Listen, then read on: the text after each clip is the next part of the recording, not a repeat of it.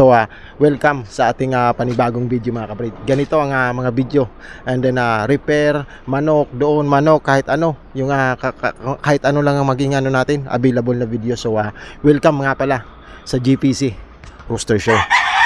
Welcome to the GPC Rooster Show, where the coffee's hot and the stories flow. Wake up, laugh up, let that sunshine grow. So mga kabrid, ito na naman po ang GPC Rooster Show mga kabrid.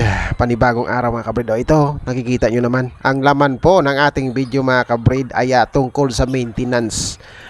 Maintaining healthy rooster and at the same time healthy care for my rooster care, maintenance for their situation. I am doing repair on the TP that I made for them, a DIY TP para sa kanila mga kabrid. Ito mga kabrid, pag napapansin ko pong medyo marurupok or may mga lamat-lamat na yung mga tali, mga kabrid, kailangan nating ayusin yan, i-repair or something. Pag halimbawa po ang manok natin isa napupulupot, may mali tayong ginawa dun sa mga tali na yun mga kabrid. Maaaring mahaba siya para sa paggalaw ng manok, maaari na mga maiksi siya para sa paggalaw ng manok. Kailangan nating lagyan or tingnan ng maigi ang mga ganyan. So dahil lagi tayong nagmo-monitor mga kabrid, lagi natin nakikita ang mga ganitong klaseng mga diferensya sa pag-aalaga ng manok. Farm life mga kabrid, backyard roosters, backyard care, rooster tips, sharing healthy backyard my friend. Nagpapakita tayo ng mga pag-aalaga ng manok dito sa ating YT channel. So halo-halo na ito siya. So mapansin nyo mga kabrido, kailangan natin baklasin. Ito yung yung TP. Ito yung TP na nabaklas nung ating sinibalang, yung kay Sir, yung white kilso natin na 1/2, yung hindi natin napasayaw mga ka-YT isa. Gusto niya talagang sumayaw. So ginawa niya, pinilit niyang abutin yung isa. So dahil napakalakas ng alaga natin na yon, sobrang healthy kasi siya. Minsan kasi kailangan ng manok natin magpasayaw, yung magpa-exercise mga kabrid. Iba-iba ang exercise ng manok. Sa pag-aalaga ng manok mga kabrid, iba-iba po ang klase ng exercise ng manok. Iba-iba ang sistemang kailangan natin ibigay sa kanila para sa naaayon na pag-exercise. Mayroong exercise mga kabrid na yung palakad-lakad. May exercise na para sa scratching pin lang, yung mag-i-scratch lang sila. Tapos dito naman sa pakpak nila para matutong lumipad or mabalansin nila mga katawan nila at paa, binti. Ito naman ang ginagawa natin, TP, yung ginagawa nating DIY. Sa scratching pen, doon natin binibigay ang pagpapaamo. Kasi pag nag-scratching pen tayo, hahawakan natin araw-araw. Hahawakan natin ang manok natin. I-develop natin ang manok natin na maging maging will behave pagdating sa tao. Halimbawa ang manok natin is aggressive. Nakita natin aggressive, kailangan natin i-apply sa kanya yung paghipo-hipo. So pasok 'yun sa paglalagay natin araw-araw sa kanila sa scratching pen. Palit-palit ng scratching pen, switching method sa scratching pen para sa mga alaga nating manok, switching method din sa TP mga ka-braid. So ang maiksi ang proseso natin sa scratching pen, paiba-iba talaga 'yon. Samantalang dito sa TP mga ka-braid, minsan inaabot ng 3 buwan, 4 na buwan ang bago natin sila palitan mga kabrid. Paiba-iba yung sistema. Nakadepende rin sa edad. So mostly doon sa scratching pen mga kabrid, ang ginagawa ko po doon sa pagpalit doon is 4 months to 5 months to 6 months mga ganun. Depende sa behavior o pinapakita nilang responde sa ginagawa nating proseso sa pagpapaigay. So ganun lang. Ini-explain ko ito mga kabrid kasi makikita nyo sa video ko, sa aking mga video mga kabrid, almost sharing tips. Kasi experience ko, sinishare ko. Kasi ayokong yung mga kagaya ko din man nagbago. Yung mga bagong nagsisimula na gustong mag-alaga. Kasi ako mga kabrid, 2 lang ang pinagsimulan ko ng manok. Hanggang sa dumami siya dahil sa maalaga nga tayo sa pagmamanok. And then ito, ang ginawa ko dyan sa TP na yan mga kabrid is tinanggal ko talaga lahat para i-reset up siya. Tinanggal ko kasi kailangan pantay na pantay talaga yung doon sa dulo ng TP sa taas hanggang sa baba. Kailangan pantay po yan kasi ibabaon pa natin yan. Nagawa tayo ng kabilya o bakal na ibabaon na mayroong siyang sabitan ng tali mga kabrid, which is ang kagandahan dito is stretchable.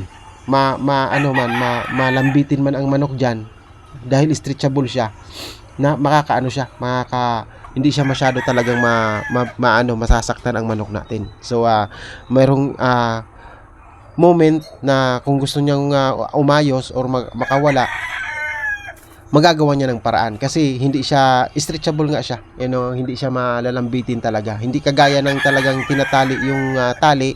Halimbawa tinatali mo yung tali, hindi siya naglalaro, hindi siya nakakaakyat. Pag nalambitin po ang manok doon, ay maaari pong maging sanhi ng pagkapila yun. Kaya ang ginagawa ko mga kabrid, nakikita nyo, may papakita ako sa inyo, pinakita ko sa inyo dyan na singsing. Ang singsing ba, yun ang isa yun ang wala. Kaya nasira niya yung tipi na yan. So ang ginawa ko, lanagyan ko siya ng singsing mga kabrid, tapos pinatibay ko siya. Tapos inalis ko yung dati dito, switch ko na siya kasi malaking manok kasi yun. Yung ating sinibalang na yun, malakas talaga na manok yun. Tsaka 2 taon na yun mahigit, talagang na siya, malakas na siya. So ginawa ko, siya naman ang nilagay ko sa mga chicken houses mga kabrid.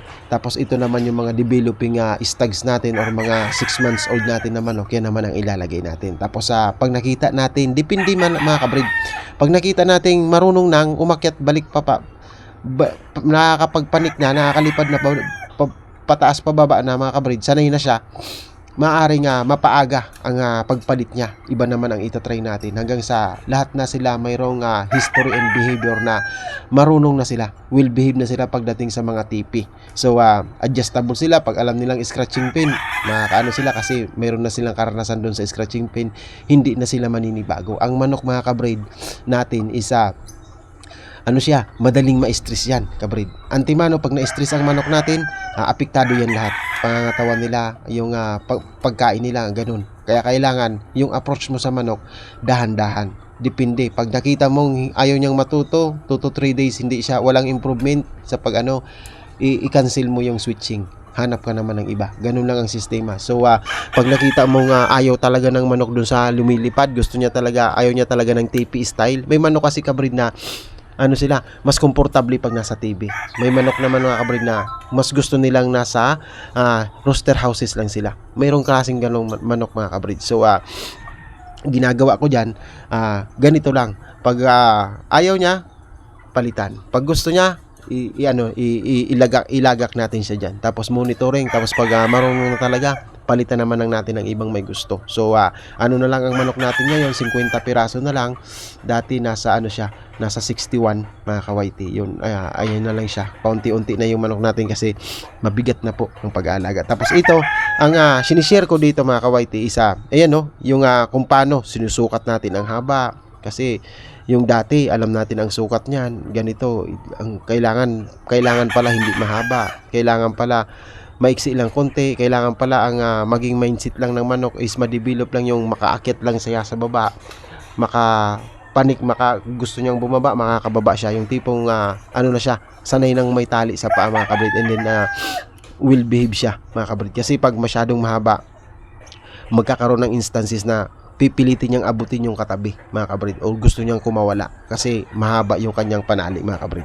Ito mga kabrid, pagkatapos nito, hanap naman tayo, i-check naman natin yung iba. Tapos halimbawa ganito, kasi oras natin alas 3 ng hapon. Ganito, makakagawa pa tayo ng 2, makakapag-repair pa tayo, mag-check pa tayo ng mga tali nila, yung mga yung mga tibay, chine-check natin yan. Kailangan natin mayroon tayong punto ng maintenance pagdating sa security and safety ng ating mga alaga. Ang mga manok po natin na dito sa backyard ko po, ang mga manok ko po is may mga tali talaga yan sila. Mga corded kasi napaka-agresibo po ng mga manok natin. Nagiging agresibo sila dahil sa proseso natin ginagamit pagdating sa breeding. Para sa akin, ang inbreeding na proseso, nagpo-produce ako ng mga agresibong manok mga kabrid, kasi nga pumupuro sila. Sa inbreeding, pumupuro yung linya ng manok. Mas tumataas, mas tumatapang sila mga kabrid. So depende naman, may iba-iba naman, hindi naman natin mapredict ang kalalabasan ng pag-uugali ng manok, pero yun ang nagiging karanasan ko bilang isang backyard breeder ng mga manok. Ang ginagawa ko, FYI po, yung hinahalo ko lang na linya ng manok sa aking prosesong inbreeding is 3 lang na linyada. Yun lang ang pinaparoling ko mga kabrid. So habang gumagawa tayo dyan mga kabreed, ano tayo, nag-iisip din kasi maaring pag nakaluwag tayo or mayroon tayong dumating na blessing mga kabreed, madagdagan natin ang mga TP na yan. 3 dyan sa likod ko, tapos another 3 na naman dito or 4 sa may bandang gitna mga kabreed. So sana may blessing or sana makabalik tayo sa YT mga kabreed para makasahod na ulit tayo. So yun lang naman ang inaasahan natin, yung pang-suporta natin sa mga alaga nating manok kasi hindi ko talaga nahirapan tayo.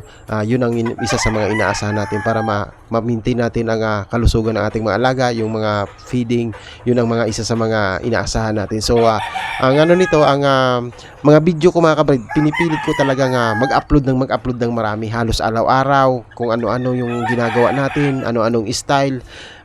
Minsan may games na nga tayo, tapos ito voice over naman, iba-iba, mayroong harap talagang mukha natin, mayroong minsan comedy, halo-halo ang ginagawa nating video. Pero lahat po iyon connected sa roster.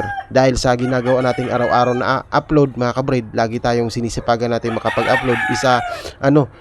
Nagiging minsan pare-parehas ng pakinggan ang ating mga sinasabi, na which is wala naman tayong talagang magagawa kasi nga nakapokus talaga tayo sa manok. Minsan kunting lang, siniswitch lang natin ng kunti kasi wala naman, alangan naman mag-sharing tayo ng tungkol sa ibang bagay dyan mga ka-YT. So maraming salamat. Ayan dahan-dahan natin ang paghawak sa manok natin. Minsan ito madalas sa akin pag mga baby stag pa, para hindi sila makapanakit sa atin, niyayakap ko ang aking alagang manok para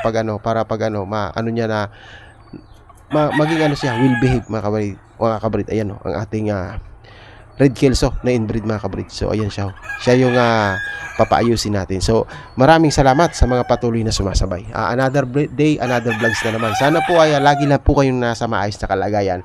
Huwag kayong gagawa ng hindi maganda sa kapwa mga kabreed, kasi minsan marunong ang sa taas, baka makarma tayo pag nagawa tayo ng mga hindi maganda sa kapwa natin. Tuloy-tuloy lang ang gawaing mabuti, maging tapat lang tayo sa mga bagay-bagay, and then mahirap talaga ang buhay. Walang madali sa buhay natin sa pagmamanok. Walang mahirap. Tuloy-tuloy lang. Pag-aalaga lang. Tutukan mo lang ang manok mo. Ang ilagay mo lang sa isip mo, kailangan lang maging malusog ang mga alaga mong manok. Yun lang. Kung ano man yung hirap na yan, giving yan. Bago pa man ikaw nagmanok, giving na po ang mga bagay-bagay. So, thank you. And then, hopefully po, lagi lang po kayong nasa maayos na kalagayan mga ka-breed. Tuloy-tuloy lang po tayo sa Salamat pala sa panonood. Welcome kayo lagi sa GPC Roster Show mga kabreed. So ayan ang ating munting backyard mga kabreed. Ayan, alas 3 ng hapon mga kabreed. Nagmo-monitoring tayo bago tayo magpakain ng manok mga kabreed. God bless po, and take care po lagi mga kabreed. Live and breathe with peace in your eyes. GPC's here for the rest of their lives.